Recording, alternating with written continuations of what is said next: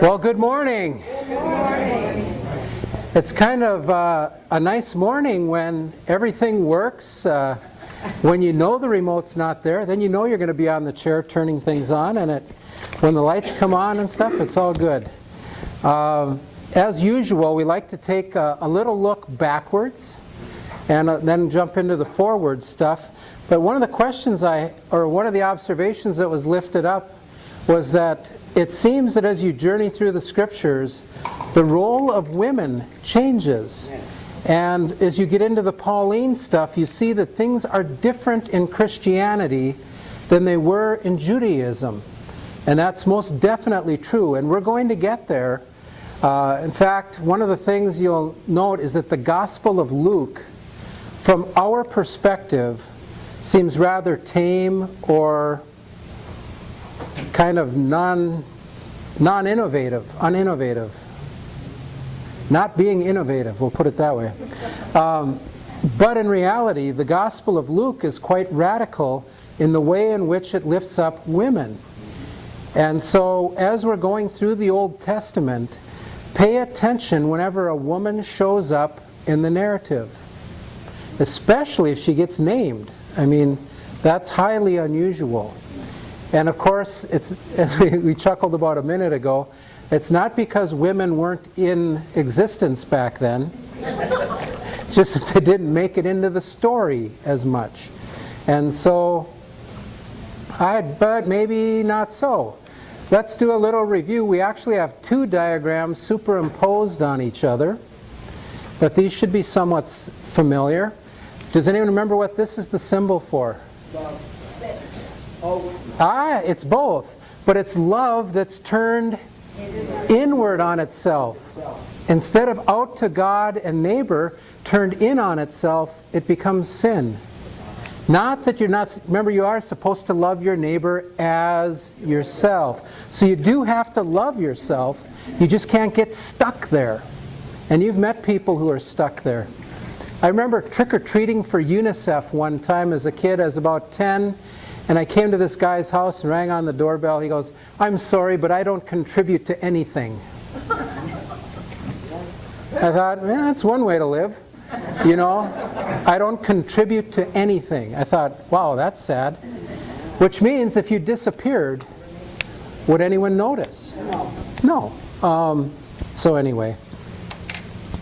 The sin comes in like a bolt of lightning, and it affects the relationship between starting with God and Adam and Eve. Remember, it drove a wedge between them. And then, of course, that we called sin or the fall, and the judgment that entered, of course, was death. And for those of you that have heard the sermon already know that death is a part of the fabric. It's unavoidable. And then, of course, there's an act of grace. It's partially covered. Do you remember I gave it away. What God's act of grace was for Adam and Eve. Clothed them with animal skins. That's critical because animals died to cover their sin. The second sin, that's really covered. You're going to have to remember. Who did that drive a wedge between? Cain and Abel. And the sin was actually murder. But what was the act of grace? Do you remember what God did for Cain?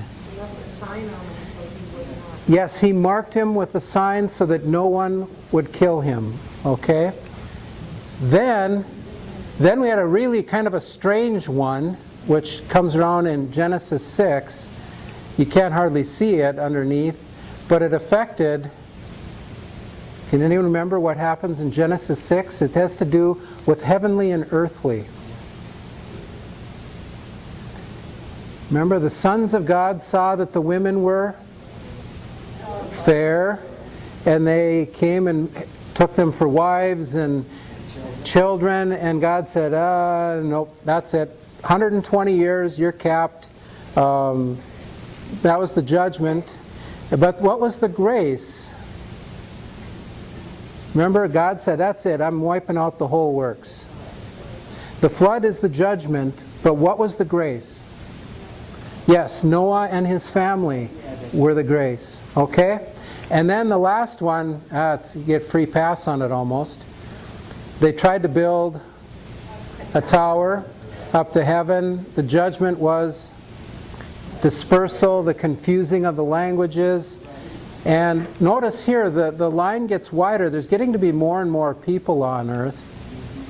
But God's focusing in on Abraham and Sarah. Now, there are other women involved in the story. We talked about them last week. Hagar, Keturah, and several others. What three things does God promise to Abram?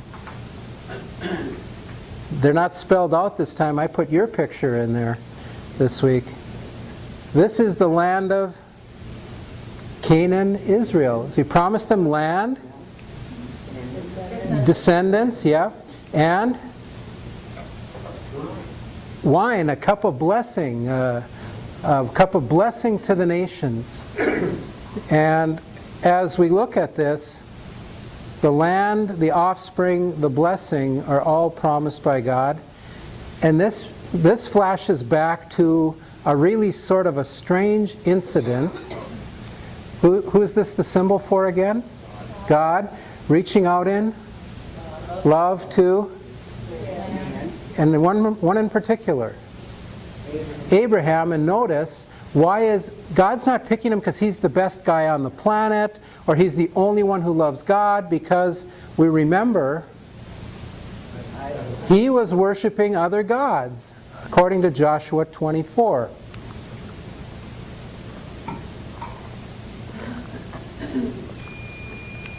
They lived beyond the Euphrates and served other gods.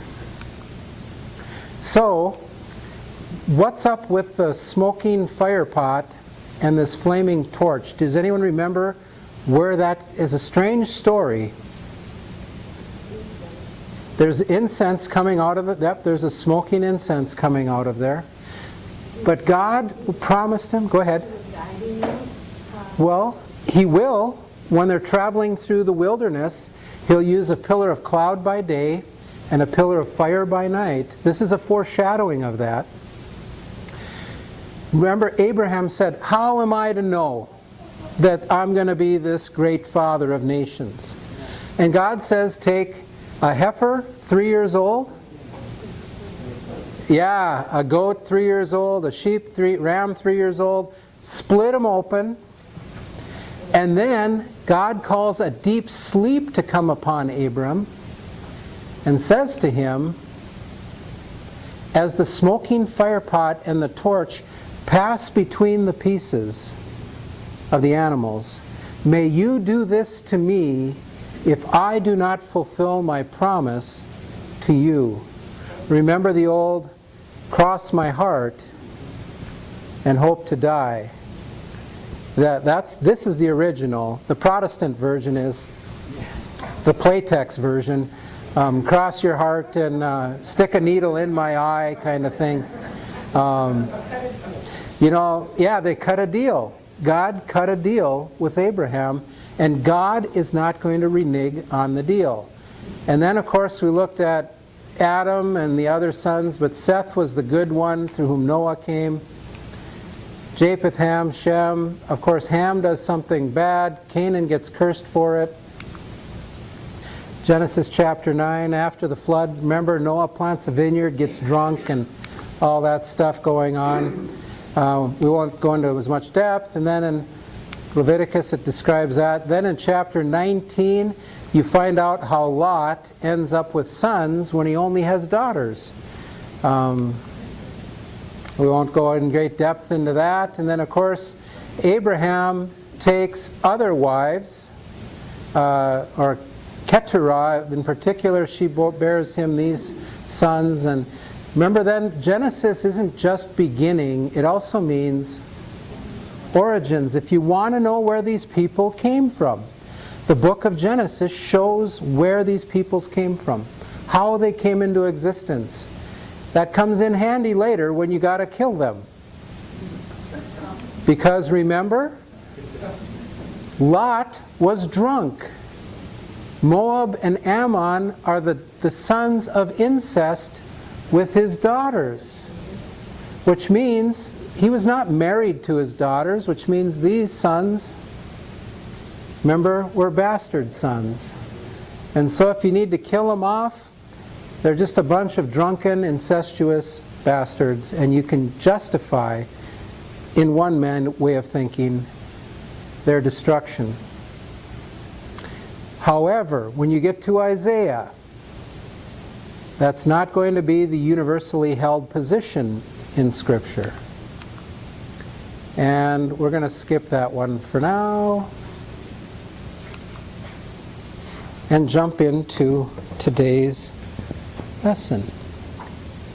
Any questions, wonderments, comments from last week before we jump full speed into this week?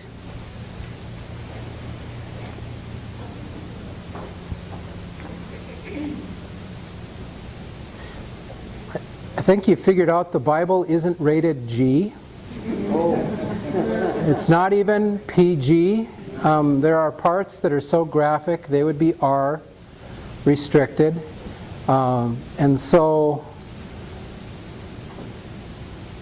you're going to see human beings, even the good ones, warts and all in Scripture. There's only one hero in the whole Bible. Can you name that person? Jesus. And God in general is the hero. Everybody else is a flawed human being. And those flaws will come out the more we go in. Of course, we're going to cover some major stuff today, as we have each week. But the way we can get into depth is later on, and this isn't a shameless plug for the Bible studies that are coming up this high season, but if you get the chance, engage in those studies, and we get to go deeper and get better understanding of what's happening in the story. On a Sunday morning when you've got a 20-minute sermon or a 15-minute sermon or a 10-minute sermon, you can't get to the depth you'd like to outside of a disciplined study of Scripture. You can get snippets and little blips, but not everything. In fact, before we have our prayer, one of the lessons we have coming up is going to show Jesus' power over the demonic, Jesus' power over the wind and waves, Jesus' power over illness, and Jesus' power over even death. And guess what texts we've had the last 3 Sundays? Power over the demonic, power over the wind and waves. Today, power over illness and power over death. That's coming in a lesson that you're going to see. I want to give you puzzle pieces so you can make the connections. Okay? Because when you get the connections, light bulbs start going off. Yes? When you're in seminary, you learn this much about the Bible, the early Old Testament, and how really bad things were. I mean, is this all, or do you learn this by taking extra studies in depth? Well, what I would say is that when you go to seminary, you're going to expect to study the whole Bible. Well, guess what? You can't do it in 4 years. Okay? So basically, you study Pentateuch, which is the first 5 books of the Bible, because that's really important to study. You'll take a course on the prophets. You'll take a course on the writings, so that'll be Old Testament. Then, in the New Testament, you will study the synoptic Gospels. You know what optic means, right? Sight or seeing. And syn, S-Y-N, means together with. And so the synoptic Gospels are Matthew, Mark, and Luke, because they see Jesus through a similar kind of lens. But then you've got John, which is a totally different animal. John spends a whole chapter on the woman at the well. John spends a whole chapter on the woman born, or the man born blind. John spends a whole chapter on different pieces. And then he spends like 8 chapters on the night in which he was betrayed. So John is a radically different animal to deal with as far as the Gospels go. It just doesn't seem like the New Testament is complex. And it's really corrupted. And it's Oh, the Old Testament is amazing, but you're also going to see 4 theological positions evolve in the Old Testament. You're going to see the Sadducees evolve. You're going to see the Pharisees evolve. You're going to see the Herodians evolve. And you're going to see the Zealot position evolve, all out of the same biblical experience. But they couldn't be any more different in emphasis. And likewise in the Gospels, you will see a definite Pauline thread. Well, that's the Paul. He wrote the most in the whole New Testament. But then there's a Johannine, and so in seminary, you have to take a Pauline epistle. You have to take a Johannine class, so you study the Gospel of John and the writings of John. And then, as a pastor, you need to keep learning. And so this, again, it's going to sound like a shameless promotion, but one of the best things I ever did was teach Crossways, the full-blown course. Because in teaching Crossways, I saw the whole picture. And when you see the whole picture, all of a sudden light bulbs start going on that you go, whoa, I never saw that connection. And you can't. It's like studying a tree. Today we're going to study the leaf, the top part of the leaf. Then if you have time, you can take a class on the underside of the leaf. Okay? Then next week you're going to study a root tip. Okay, now I go out and teach about trees. You see, you have to continue to grow and learn. And the beauty of it is that we're never too old to grow and learn. You've probably already encountered things you haven't thought of before, even in our short time together. And as you journey through this, I mean, this particular image on the screen here is of just utmost importance for understanding the New Testament. And if you want to understand Jesus' life and ministry, we need to understand this. So I'm going to do everything I can to help you understand this, because Jesus' own life will take this very form. Every once in a while, you'll see a form repeat. And that becomes what is known as an archetype, something that is experienced on a broad scale by a lot of people. So this becomes an archetypical story, which means we better pray and get into it. Oh Lord God, we give you thanks for the ways in which you've always worked out in the salvation of your people. Help us to not fear this day and to believe and trust in you. Amen. Yeah. I need to get something I don't understand is like, how did Ham sin? How did Ham sin? Why was he? Well, he uncovered, or he saw the nakedness of his father. Did he have a cover or what? Well, that's a whole bit with Leviticus. There's a piece in there that says if you uncover the nakedness of your father, means to uncover the nakedness of your mother, and you shall not uncover the nakedness of your mother. But he did uncover his father. Well, his father was drunk in the tent, and so there's a good chance the wife, well, even if she wasn't drunk, that's beside the point. The thought is that when it means to uncover the nakedness of, it means more than to look. It means to do. And there's a lot of people you're not allowed to uncover the nakedness of. Your father, your father's other wife, your mother, your sister, all of those would be incestuous relationships. And so the thought is that Ham committed incest with his mother. She gave birth to Canaan, and Canaan is cursed. Ham didn't get cursed. That's what just floors me, is that Ham didn't get cursed, but his son did.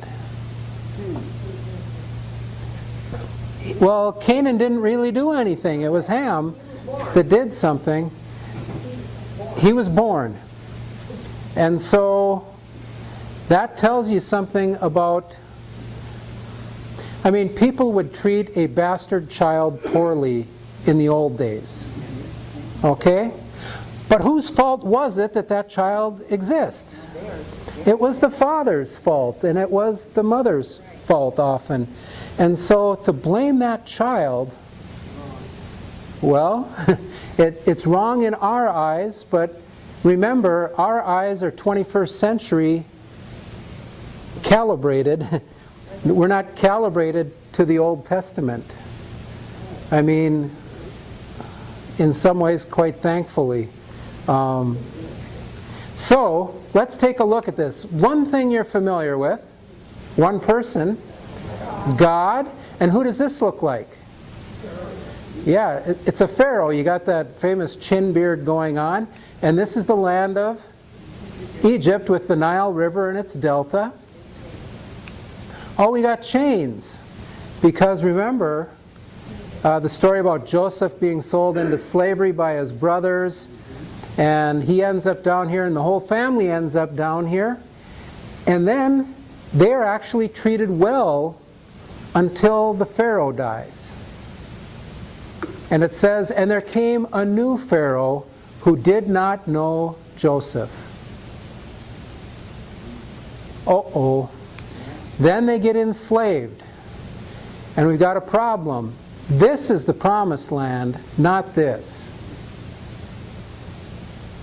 And while they're here, guess what they're still doing? That idol worship is so pervasive. Did I go through that last week with you? Or did I skip it? You can't skip it. It's too... I have to do that slide. This is a bonus for you. It's not normally in this class, but I put it in there for a reason. Now I remember. Okay. Baal worship. Basic fertility cults of the ancient Near East. The 3-minute Reader's Digest version. Here we have a male god. And here we have a female goddess, okay? There isn't even a word for goddess in Hebrew. They don't have a concept of a male-female god, okay? But here you have the gods up in the heavens, okay? And that's where the Tower of Babel, they thought if they built a tower about a mile up, they could check in on God. Well, if you want crops to grow, the check mark means good thing. You need water, you need rain. But imagine this, that the ancients thought that the rain was the male god inseminating the female goddess who lives in the earth. Mother Earth, you follow me? Okay, and if you have not put on a pre-emergent, like I haven't, when the rain comes, it inseminates the earth, and the earth gives birth to plants. So, they thought that the male god lived in the cloud. He inseminates the goddess who lives in the earth. Not pay attention to the commandments for anything, you know. And so, if the male god was not doing his thing, you would go to the temple prostitutes in the temple, and if the male god needed to be reminded of what to do, you had sex with the male temple prostitute to remind the gods what to do. And if the goddess had forgotten what she was supposed to do, you had female temple prostitutes, And so you would go to the female prostitute and remind her what to do. So if imagine during the middle of the worship service, you had to incorporate sexual acts to do idol worship, to remind the gods what to do, that was part of their understanding of the world back then. So in Corinth, that's what they would do? Well, temple prostitutes. Imagine it hasn't rained for 2 months. Well, you better get to the temple and remind the gods what to do. So this is built into their understanding. I mean, I'm not making it up. Mother Earth. And they thought of this as seed, insemination, you know. That was the understanding of agriculture. So, when you get to the book of Numbers, chapter 24, and the children of Israel are about to enter the promised land, they encounter Baal worshippers. Did you say Baal? How do you spell it? B-A-A-L, or Baal. But if I said Baal, you'd probably, what is he saying? But yeah, the Baals, the Baals. These are the god and goddesses. And so in Numbers chapter 24, I'm not going to go there and read it to you, but basically what happens, it says, and the children of Israel yoked themselves to the Baal of Peor, the god of that area. And the way you yoke yourself to Baal is to literally join yourself to a temple prostitute. So imagine if the people say, hey, you want to come to our church? What do you do in your church? Oh, that's what you do. Okay.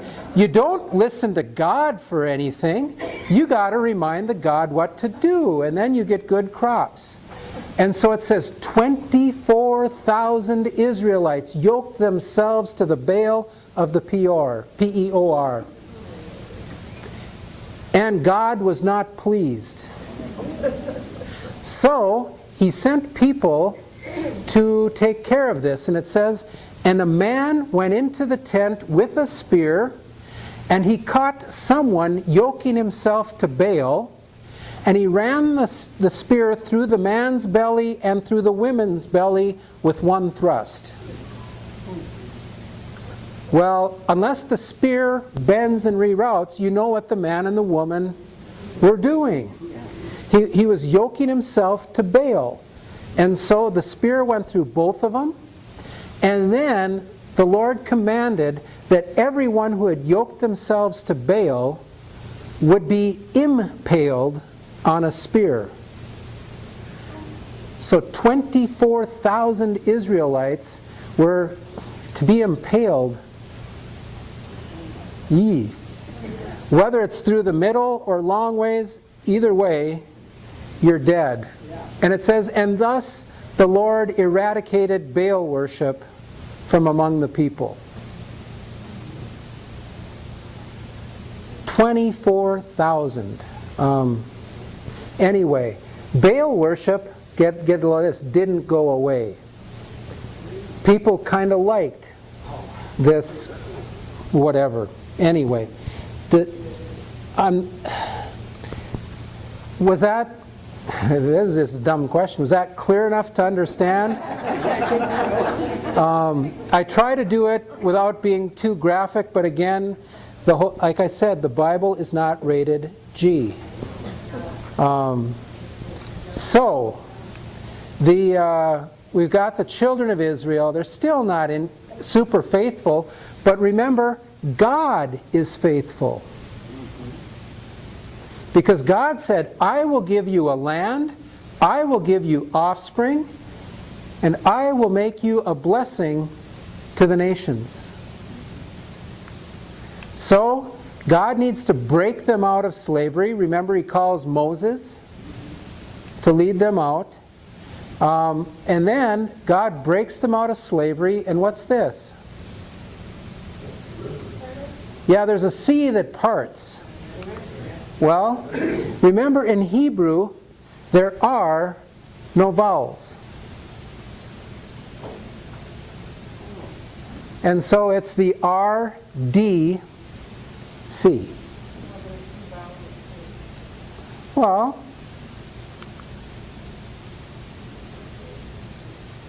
supply a vowel. Vanna, I'd like to buy a vowel. A vowel.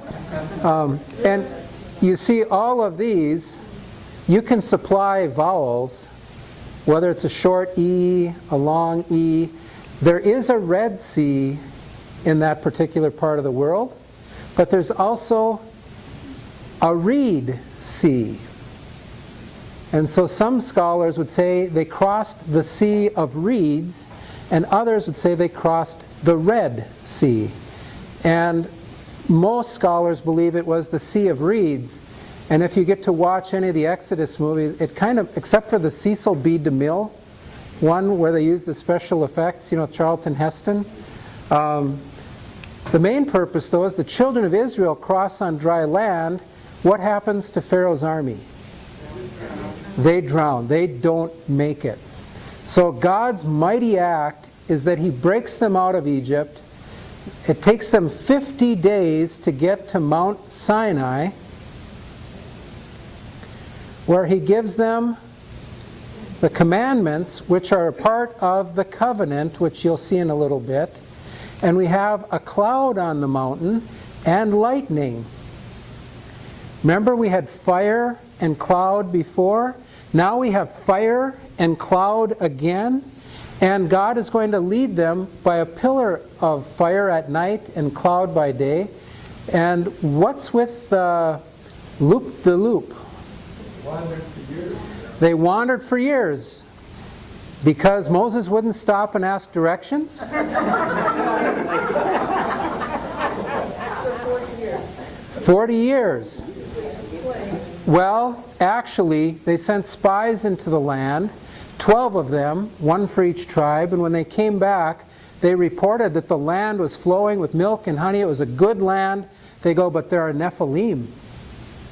Remember from Genesis 6, those offspring of the heavenly and earthly? There were giants in the land, Nephilim. And 10 of the 12 says, we can't go in there, we can't take it. And 2 of the spies says, yeah, we can. The Lord is with us, we can go in there. Their names were Joshua and Caleb. And of the people who left Israel, and they took a vote, should we go in or should we not? They said, we don't dare. And so God says, good. Then you can stay out here and die. And your children will enter the land. Their lack of faith. Remember the lesson today? Jesus said, do not fear, only believe.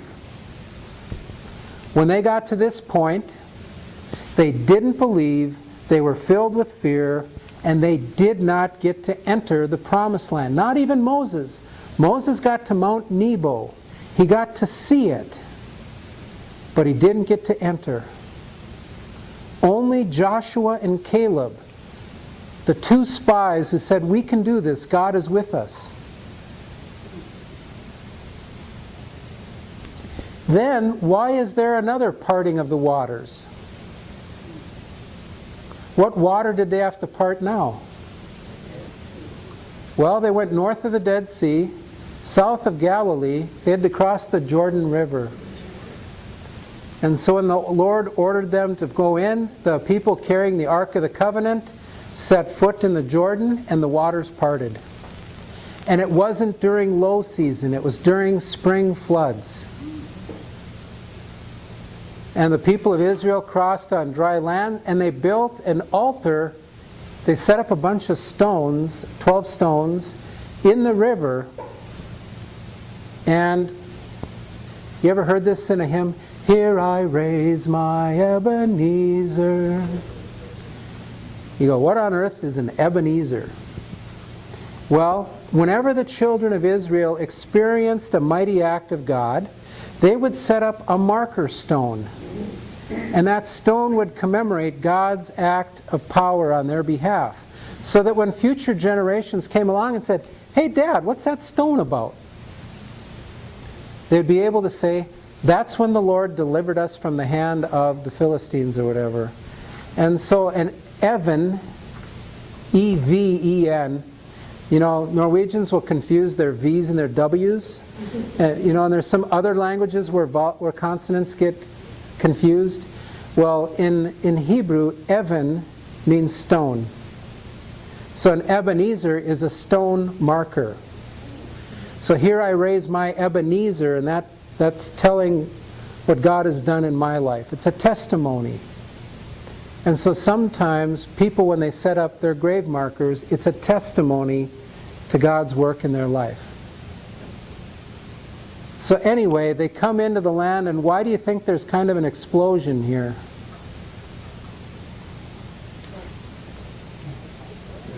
They had to fight for it, yeah, and they had to multiply too. But yeah, they had to fight for this land. They didn't just hand them the key to the city when they walked in, because there were people there.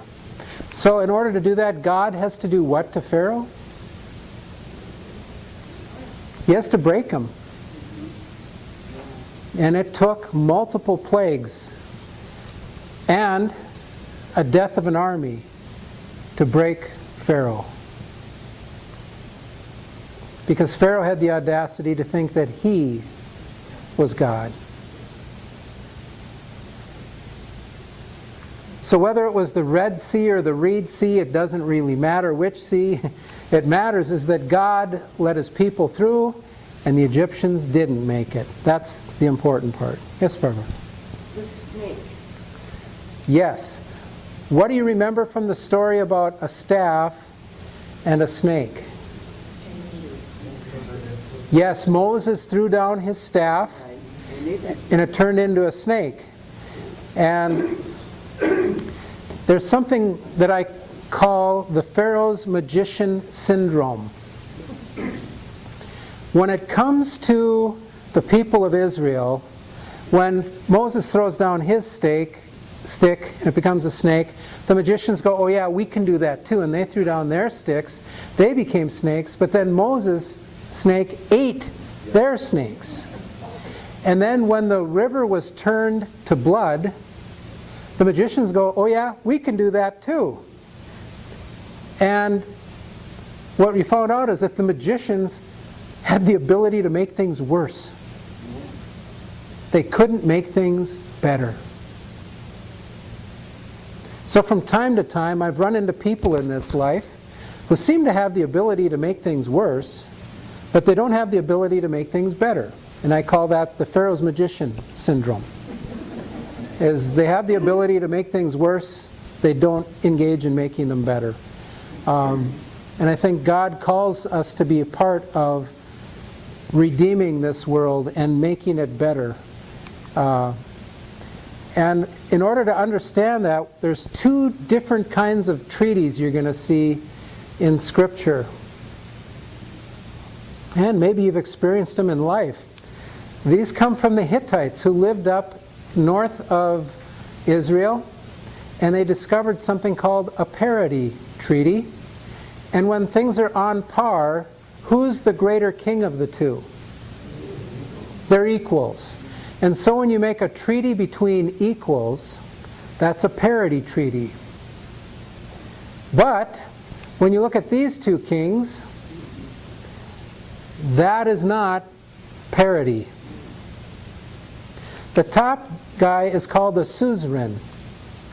And if the suzerain is calling the shots, he tells the vassal what to do. And if you're the vassal, you'd better do them.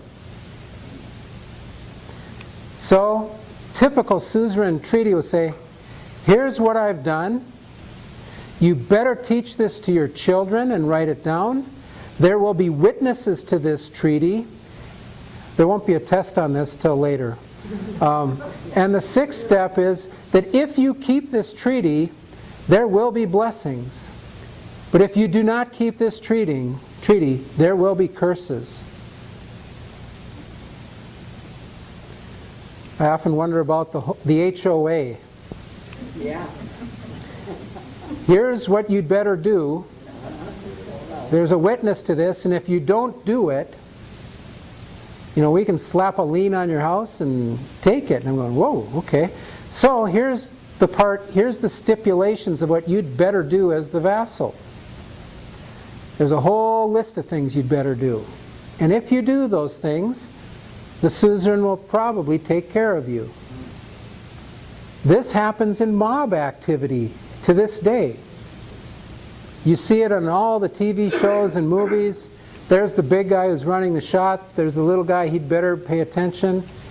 If he pays attention, things go okay. If he doesn't pay attention, you get squashed. So 2 different kinds of treaties were discovered. And of course, the parity is an agreement between equals. And I'm thinking that's not going, I'm going to try it and see, it's not going to work. No, it worked yesterday for some reason. So here's the suzerainty or vassal treaty, depending on which one you are. And of course that has to deal with, this is what I've done for you in the past. There really isn't a lot of future promise here. And then here's what you'd better do. So the way they discovered these was in, I think, in the 1800s, up by Bokatsk. Needed more vowels, less consonants. In Anatolia or Turkey, they discovered this whole setting. There's a preamble. There's the historical prologue. Here's what I've done in the past. The stipulations. Here's what you'd better do. You'd better reread this annually. You'd better read it to your children. Ignorance is no excuse. Keep it in front of you. And then there will be witnesses to the treaty. And then blessings and curses. Blessings if you keep it, curses if you don't. Does that make sense? And again, Samaria is down here. Damascus is here. Most of the Holy Land stuff is working in here. But these empires influenced, remember around the Fertile Crescent, when they'd come in, all of those empires influenced this area. So, how does this play out in the Bible? Well, let's take a look at the top part. And I'm going to sit down for a minute. Will I do this? Remember this symbol? That's God. This is love. Check out this person's posture. Praise. And they're doing what? Giving back love. Love to God and neighbor, even if, the neighbor is not very lovable. Okay? Our loving and serving other people is not based upon whether they're lovable. We're not called to like everyone. We are called to love them, and loving means serving. Okay? So, just for the fun of it, I've taken Exodus chapter 20 and laid it on here. Number 1, I am the Lord your God. Notice, there's no vote, no asking for opinions. God establishes the relationship. I am the Lord your God. This isn't a democracy. Here, look at this. This is shorthand. What does the pyramid symbolize? Egypt. And there's the water crossing, and there's the wandering. This is the Exodus, it's called. And it is the central event of God's saving act in the whole of the Old Testament. Who brought you out of the land of Egypt, out of the house of slavery. That's the second half of verse 2. When you get verses 3 through 17. You shall have no other gods before me. You shall not take the name of the Lord your God in vain. You shall remember the Sabbath day to keep it holy. You shall not honor your father and mother. You shall not kill. You shall not steal. You shall not da-da-da-da. That's the stipulations, right? Okay. Then, in Deuteronomy 6 it says, keep these words that I am commanding you today in your heart. Recite them to your children. Talk about them when you are at home and when you are on your way and when you lie down and when you rise. Bind them as a sign on your hand. Fix them as an emblem on your forehead. Write them on the doorposts of your house and on your gates. Write them down. Teach them. Read them. Remember them. Don't forget them. And to this day, if you'll see an Orthodox Jew, sometimes they will have a little leather box tied to their wrist, bind it to your hand. What else does it say? On your forehead. They will also have a little box that has a little Torah scroll in it, and it wrapped onto their head. And if you go to their home, what will you find on their home? Yes, there's the mezuzah, I am the Lord your God, you shall have no other gods before me. Something on the doorpost. And if you go to a Jewish hotel in Israel, on every room, it will have the Hear, O Israel, the Lord alone, the Lord is God, the Shema, put on the door. And it's on the doorpost of every hotel room. So you've got the preamble, the historical prologue, you've got the stipulations, you've got the teach this, rewrite it, get it down. Number 5 is supposed to be witnesses, and guess what? Verse 18, right after the 10 Commandments, when all the people witnessed, see that word? Mm-hmm. The people witnessed the thunder and the lightning and the sound of the trumpet and the mountain smoking. They were afraid and trembled and stood at a distance. God calls creation to witness this covenant. Not just a couple of people or a couple animals cut in half. God calls creation to witness the covenant.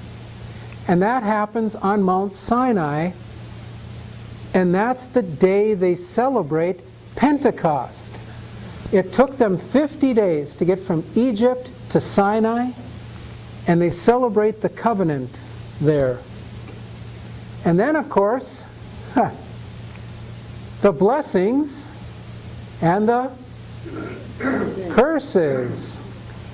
If, notice the first word, you will obey only the Lord your God by diligently observing His commandments that I'm commanding you today, the Lord your God will set you high above the nations of the earth. All these blessings will come upon you and overtake you. Think about, have you ever been overtaken? I think about a flash flood coming and overtaking you, but only imagine blessings. Imagine blessings coming so fast you can't possibly absorb them all. If you obey the Lord your God. But if you will not obey the Lord your God, all His commandments and decrees then today, then all these curses will come upon you and overtake you. Now I'd ask you this question. Are you capable of naming all of the blessings in your life? I don't think you are. I don't think you are. Morning by morning, new mercies I see. All I have needed, thy hand hath provided. We sang that this morning. We're going to sing it again in a little bit. But that great faithfulness of God. But notice, it's conditional. If you keep it, you get the land, you get the offspring, you get the blessings. If you don't, you can lose the land. And guess what the foreshadowing is? Do you think they keep all the commandments, ordinances, statutes, and decrees which the Lord their God is commanding them? No. Which means, guess what? The curses will kick in. Not might, will. So, in the Bible, we run into two covenant forms.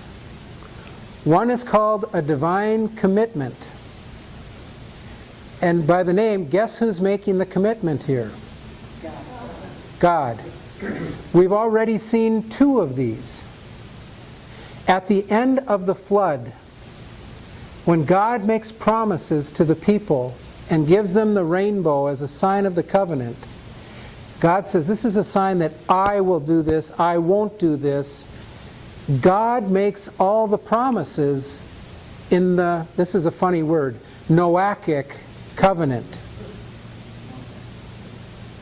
The Noah covenant. So notice the posture. It's not because they're wonderful and doing all these great things. And remember, what are the three things God promised Abraham? Land, descendants, offspring, and blessings. God did all of that while Abram was sleeping. God said, I will do this, I will do this, I will do this. God is the actor. God is making the covenant. God is committing. Down here, in the Sinai covenant, that's a different story. Check out the name. Human obligation, which means the humans have obligations. I am the Lord your God who brought you out of the land of Egypt. Do this stuff. Basically, love God and love neighbor when you look at the commandments. Then teach these to your children. Write them down. And notice it's pointing past. The blessings and curses are up in the air on this covenant. Notice their posture. But still God says, here's the deal. So, when you look at a divine commitment covenant, who can break that covenant? God. Because God's the only one making promises. You cannot break the covenant with Noah. When God said, I will give you the land, I will give you offspring, I will bless you to be a blessing, can we break that? No, because God is making the promise. That's different with the human obligation one. It's focused on the past. You will see this type of covenant in in all honesty, you can do this with your kids. You can say, as your parent, until you turn 18, I will provide you with food, clothing, shelter, and education. After the kid turns 18,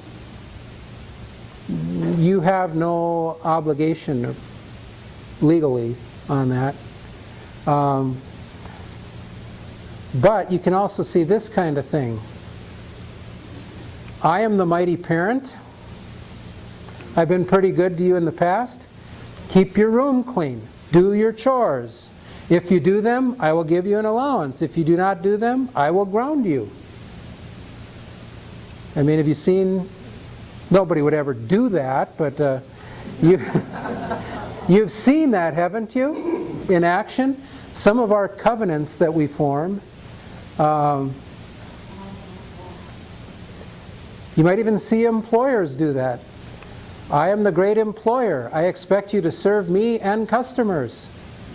You shall wash your hands when you leave the restroom. You shall come in on time and punch your time clock. If you punch your time clock, you shall have a paycheck. If you do not, you shall get pay docked. We're used to seeing these kinds of covenants and contracts, just not necessarily in these forms. So we look at them again. The only one who can break number one is God. Who can break number two? That'd be us. When you look at the community this is Mount Sinai, and what do you see on the mountain? Lightning and smoke. Yep, that often comes to symbolize the presence of God. And God gives them close. The big thing is the covenant, of which the commandments are the third part of it. And I'll drill this into you. You're going to get it. I am the Lord your God who brought you out of the land of Egypt. Here's what you'd better do. tell them to your children, write them down. There are witnesses to the covenant. And then last but not least, blessings if you keep it, curses if you don't. What's this thing down here?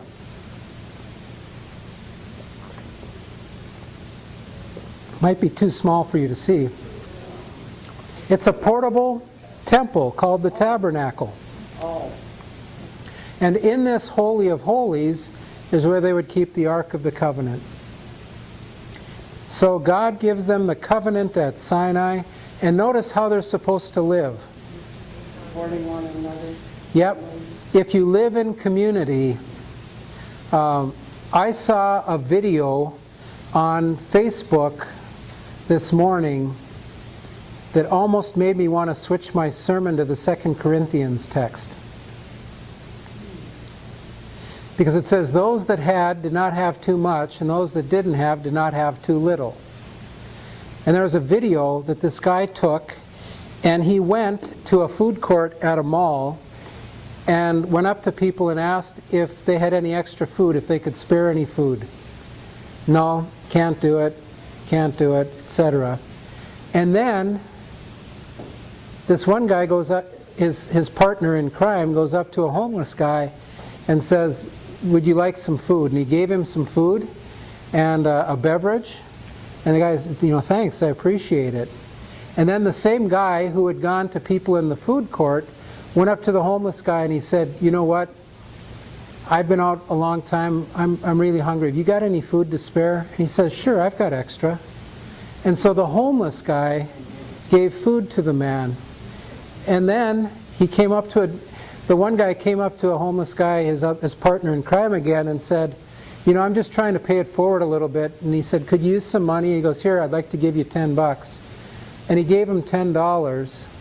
And then about an hour later, his partner comes and says, man, people aren't very generous around here. He goes, could you spare $1? And the homeless guy goes, yeah, somebody just gave me $10. Here, take one.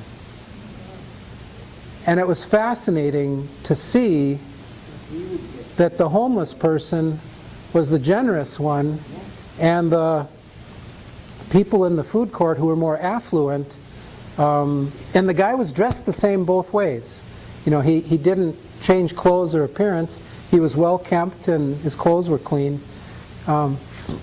It's just fascinating. But God's dream is that somehow we'd learn how to live in community with God in the center. And when the church is at its best, that's what we look like.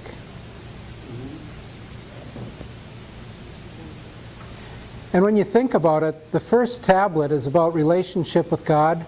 You shall not have any other gods. Don't take God's name in vain. And remember the Sabbath day to keep it holy.